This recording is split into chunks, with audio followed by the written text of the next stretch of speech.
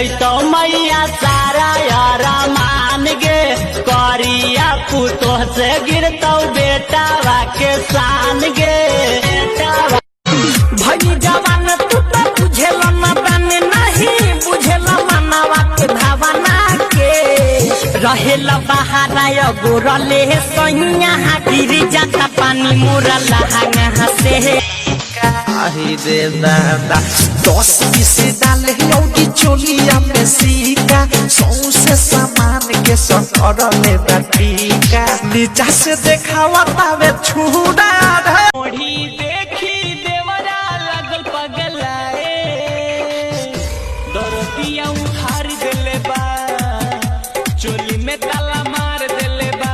दिल रोवता हमार झूठे करे लुट प्यार नहीं मिलन दारू गोरी तू तो डेट देख चुम्मा दे हमरा जाओ धनु बिछा के तू आई हलाल पे न लेके चुम्मा हर लड़की भी ना प्यार को सीरियस लेती है 100 में से 90 को धोखा देती है। गरम बतावा रोटी बेली जीजाजी ए जी गरम बतावा रोटी बेली जीजाजी हाँ हाँ बेली जीजाजी पानी लहंगा उठा के चुमा लेली नैहर में जवन हमके दे तो ना रहलू नैहर में जवन हमके दे तो ना रहलू ससुरा में भतर खूबे लत होई